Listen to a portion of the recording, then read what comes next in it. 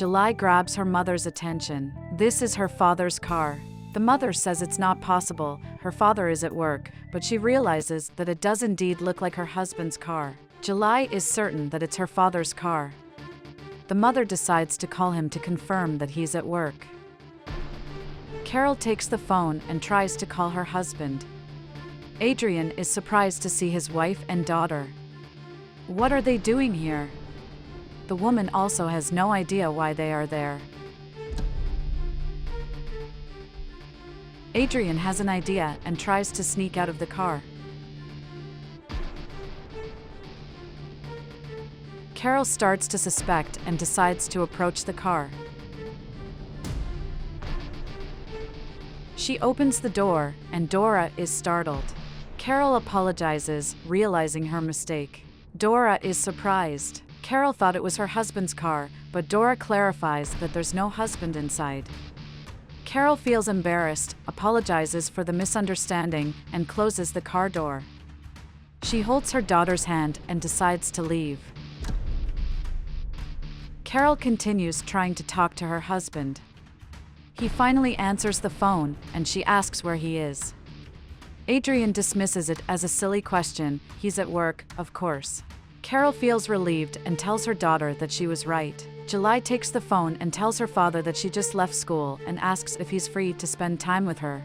Adrian is displeased and tells his daughter that he'll try to make it but can't guarantee. July doesn't find it fair for him to say he'll try when he never spends time with her. Carol tells her husband that he needs to make time for their daughter. Adrian thinks she's exaggerating, claiming he has more important things to do at work, and hangs up. Carol tries to say something more, but realizes Adrian has hung up and gives up. She notices it's starting to rain, and they need to leave. She asks her daughter not to be sad, they'll go together. Back in the car, Adrian says it's done. They left. Dora wants to finish what they started. July is at home playing when Adrian arrives, distracted on the phone. He kicks one of her toys and scolds her for leaving things scattered around the house. July is happy to see her father, now they can play together, but Adrian refuses. Can't she see how tired he is? Carol asks what's going on. The daughter replies that the father doesn't want to play with her. Carol wants to know why he won't play with their daughter. Adrian gets irritated, tired of having the same conversation. When will they understand that he works too much and doesn't have time for them? He can't stand her complaints. He thinks it's better to leave.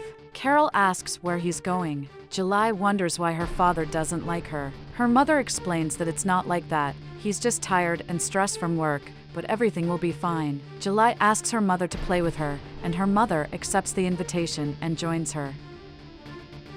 They start playing.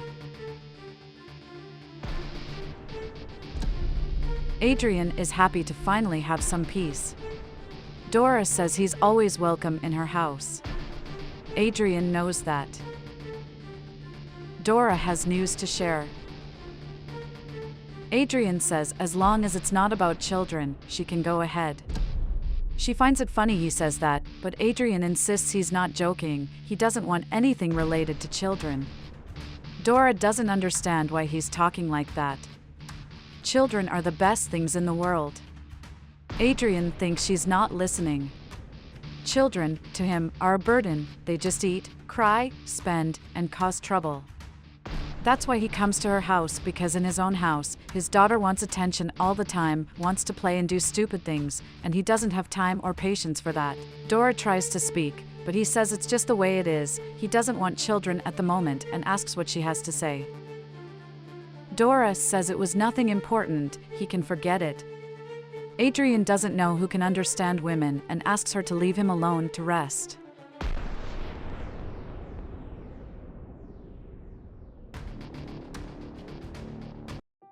Adrian is startled by his phone ringing. It's Carol wondering where he is. He realizes he's been away for a long time and tries to cover it up. Carol asks where he is. Adrian lies that he's at his mother's house. She says their daughter is waiting. Adrian had warned he didn't want to go, and he won't. Carol says he can't do that. It's their daughter's performance, and he needs to be there. He's tired of repeating that he doesn't want to go to this performance. It's boring, a waste of time. She can't understand how he has the courage to say such a thing. This performance is important to their daughter, and she wants her father to be there. He has already said he won't go, she needs to understand. Carol says he's a father. He knows that, but he thinks there will be plenty of time for other things. It won't be the first or last performance. Carol gives up trying to convince him. If he doesn't want to go, fine, she won't insist, but he can't regret it later. He tries to wake up Dora affectionately, but she's feeling unwell and rushes to the bathroom. He asks if she's okay and calls her, but she doesn't respond, so he follows her. He wants to know what's wrong. Doris says it's okay, she probably ate something that didn't agree with her. Adrian hopes it's just bad food. She says it definitely is. He wants to go back to bed, but she asks him to wait a minute. July wants to know if her father is coming. Her mother says unfortunately not. July is upset, her father promised he would be there. Carol asks her not to be upset, she knows how busy her father is, and they can still go together. They need to leave before they're late. July really wanted her father to see her performance.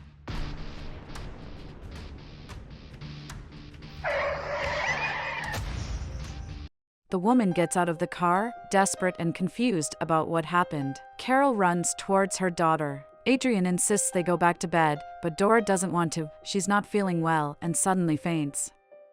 Adrian is worried, not understanding what's happening. The driver of the car is desperate. What has she done? Carol rushes to help her daughter, crying desperately, asking her not to leave. Why? Why is this happening? She pleads for the driver to take them to the hospital, she needs to help her daughter. They put the girl in the car to take her to the hospital. Carol is very concerned about her daughter. She prays to God not to take her daughter. She's distraught. Adrian arrives home. She's happy to see him. Adrian wants to know what she's doing at the hospital. Carol doesn't understand what he's saying. Their daughter. But she thinks for a second, if he's not there for their daughter, why is he there? Adrian tries to think of something, but they are interrupted by the doctor looking for July's parents. Carol says it's her, she's the mother, and asks the doctor to say that her daughter is okay. What happened? The doctor sadly informs them that what they didn't expect happened. Carol doesn't understand. The doctor explains that they did what was possible, but the situation worsened, and unfortunately, the girl passed away. Carol collapses in tears, unable to believe this is happening. Her daughter, her girl, can't be gone. The doctor is sorry, but they did everything they could. Carol is in despair. She can't believe this is happening. Her own daughter, so young. She needs to see her, she needs to see the girl. The doctor tries to calm her, but Carol insists on seeing her daughter, she needs to see her. He asks her to calm down, and as for Adrian, he congratulates him, saying his wife is going to have a beautiful baby. Adrian is shocked. Carol can't believe this. The doctor says he needs to leave, he has other patients to attend to. Carol can't think straight. He's going to be a father? It can't be what she just heard. Her daughter just died, and he's already arranging to have a child with another woman? Adrian asks her to stop it, he can explain what happened. Carol doesn't want explanations. She can't forgive him. Her husband is worthless, he doesn't have the slightest bit of character. She says her daughter died because of him. She can't believe he could be so cruel. She can't believe she'll never see her daughter again. This can only be a nightmare.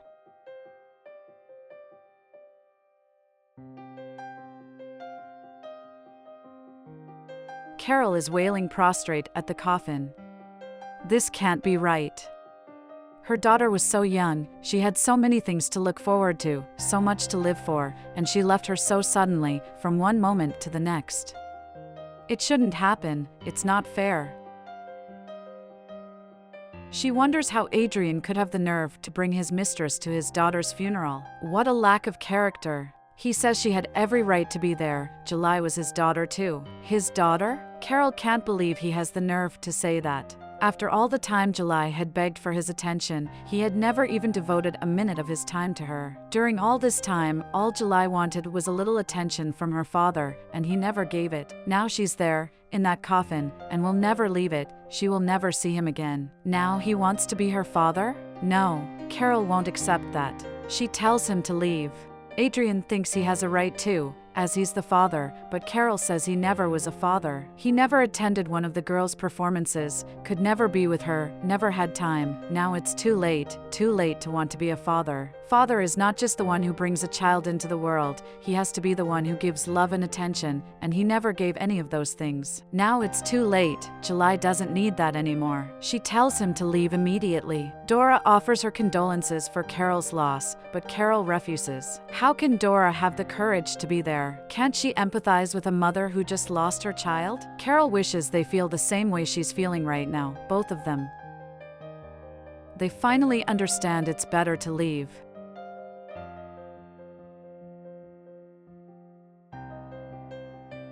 Dora says Adrian is a terrible father, and she doesn't want him around. She'd rather raise the child alone than go through what Carol went through. The girl passed away, and in a way, a piece of Carol went with her, all because of him.